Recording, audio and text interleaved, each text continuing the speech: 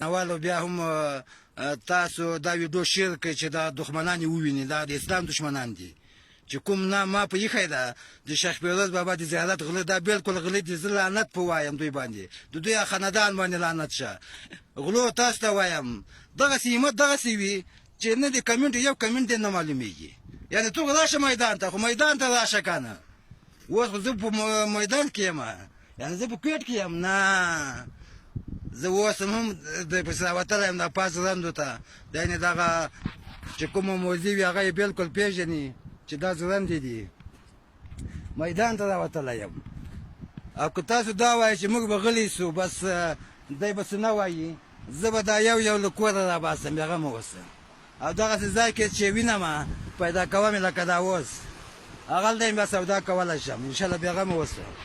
مینهوالو دا بیا هم د تاسې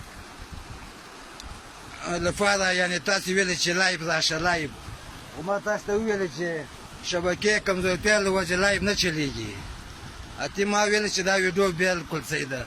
ویډیو هم انشاءالله دغه غلو ته د اسلام دښمنان چې دي، دا ویډیو هم انشاءالله د دوی سودا کولی شي.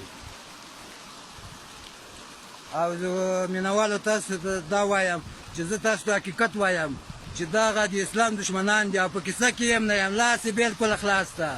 غلو ته دا وایم چې دا ګز او دا میدان ووځئ که نه، تاسې کوم څه شته که نه، فقط دغه کنځلې خوند کوي. دغه یعنې مینهوالو ته دا وایم چې څنګه نمونه ما په ایښي دي غلو د ابوجهل زامنو. یعنې مینهوالو تاسو وینئ چې زه دوی ته وایم د ابوجهل زامنو، او د ابوجهل زامن دي، دا د اسلام مخالف خلک دي.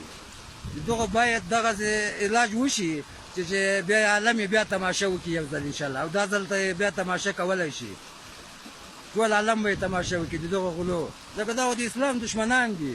او مینهوالو ما خو په دوی پسې توپک نه ده راخیستی، ما خو قلم پسې راخیستی ده. دغه قلم یې کافي ده، دغه قلم یې بالکل کافي ده. انشاءالله مینهوالو بیا هم ویډیوګانې کوو. او لکه تاسو چې وینئ چې دغه د منطقه ده دغه د موموزي دي، دا بالکل موموزي دي.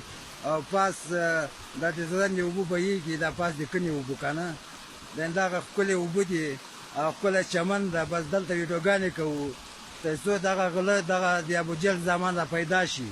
خو ګمان خو مو نه کېږي چې دغسې ځایو ته دوی راشي، ځکه دغه ځایو کې هغه خلک وي چې لږ همت وي پکې، لکه دغه زه ځوان چې دغسې ځایونه کې ګرځم او دغسې ځایونه ویډیوګانې کوم.